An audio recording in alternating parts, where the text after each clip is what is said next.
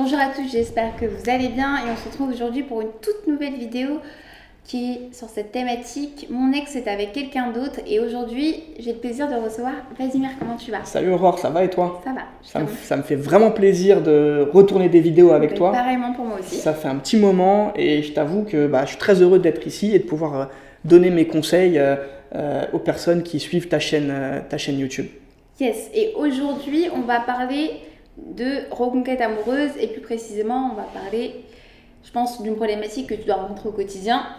On le rencontre très souvent effectivement. Très souvent. Quand il y a un ex qui est avec quelqu'un d'autre ou qui vient de débuter, qui vient tout juste de sortir avec une autre personne, forcément la première réaction qu'on a, c'est la panique générale. Clairement.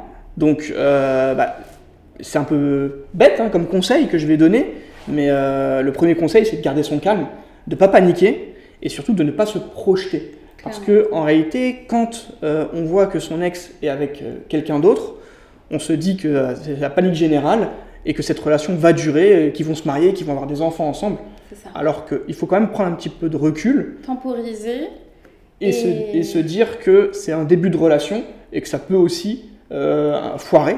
Donc on voit le verre à moitié vide, alors que parfois il faut aussi se focaliser sur ce qui peut être positif pour soi-même et donc voir le verre à moitié plein. Clairement, et très souvent, je pense que je dois rencontrer pareil, le même type de situation, mais c'est vrai que quand un ex quitte, une personne quitte, automatiquement la personne qui quitte va vers quelqu'un d'autre.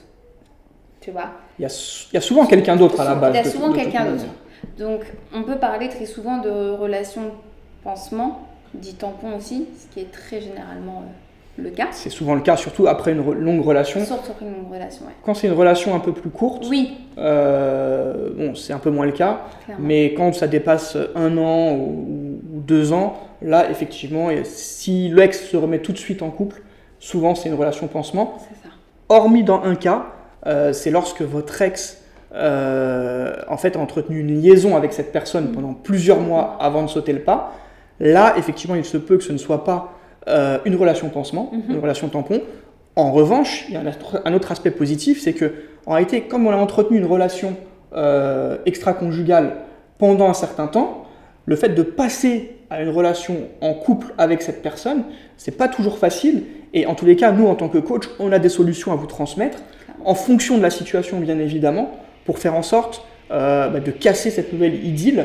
Bien souvent, il y a les enfants aussi qui sont au milieu, donc c'est un paramètre supplémentaire qui vient rendre encore plus difficile cette nouvelle relation qui s'est construite si jamais il y avait une relation extra-conjugale auparavant. Clairement.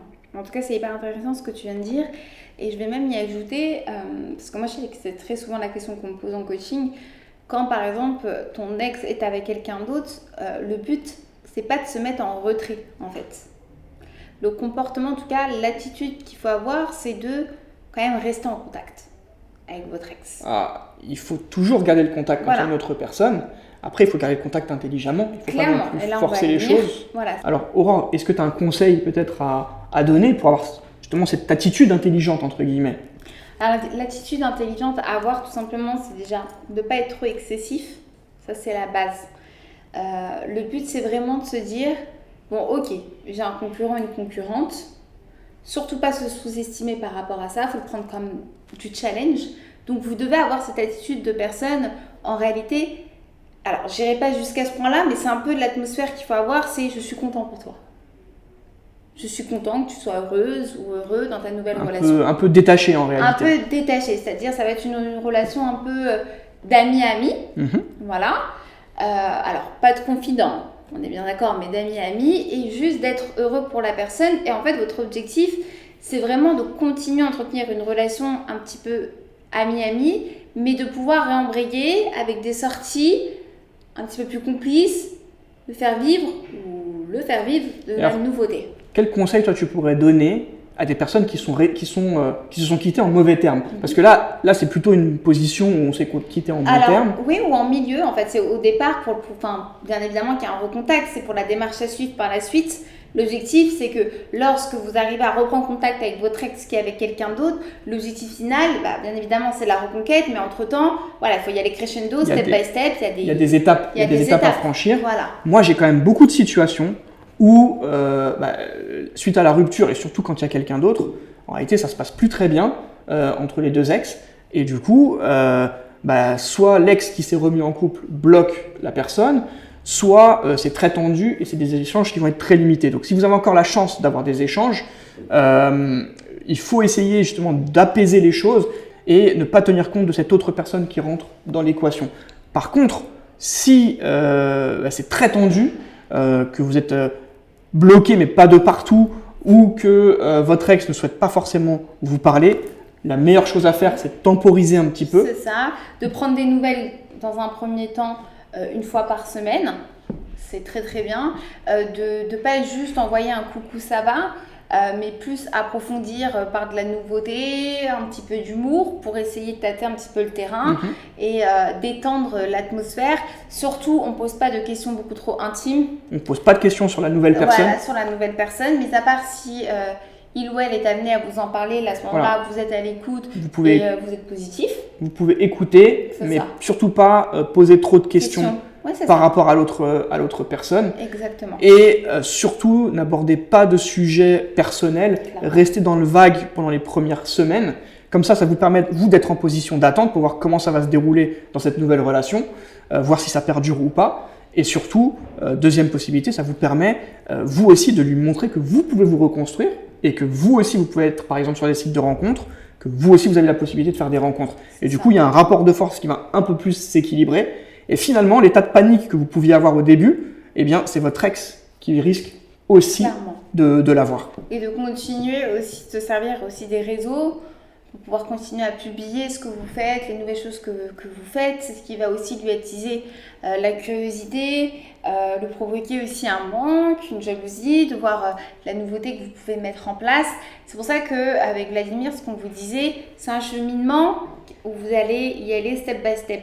Le but, c'est de reprendre une bonne communication, de susciter sa curiosité. Vous allez avoir après des échanges beaucoup plus fluides qui vont vous permettre de pouvoir créer de nouvelles activités, être culotté, c'est-à-dire même si votre ex est avec quelqu'un, rien ne vous empêche de lui proposer une activité à faire. Parce que de toute manière, on est dans un objectif un petit peu, on y va à tatillon, un petit peu ami-ami. Il faut entretenir le flou artistique au niveau de vos intentions. Semi-amical, on va dire. Et là, vraiment, la chose que moi je vois le plus régulièrement, c'est l'état de panique, qui est cette nouvelle personne qui entre dans l'équation. Non, il ne faut pas paniquer, restez serein ou sereine, et surtout, allez-y doucement, comme l'a répété Aurore, allez-y doucement, et on voit ce qui va se dérouler, parce que ce n'est pas parce que votre ex est en couple que forcément derrière ça va durer et que ça va être véritablement solide. Clairement. En tout cas, on espère que cette vidéo vous aura plu. En tout cas, c'est toujours un plaisir. Je te remercie, Aurore, de partager cette vidéo avec toi. Oui, je te remercie pour ton intervention, qui est vraiment bénéfique. Je pense que faire des vidéos à deux, c'est aussi plus agréable peut-être pour les personnes qui nous écoutent ou qui nous regardent plutôt. N'hésitez pas à laisser un petit commentaire, un petit témoignage pour nous dire si vous avez apprécié la vidéo, si vous appréciez le fait qu'on soit à deux ou si vous préférez quand on est seul. En tous les cas, moi j'étais ravi de la tourner avec toi. Pareillement. À très vite, Aurore. À très vite et bonne journée à vous tous. Au revoir.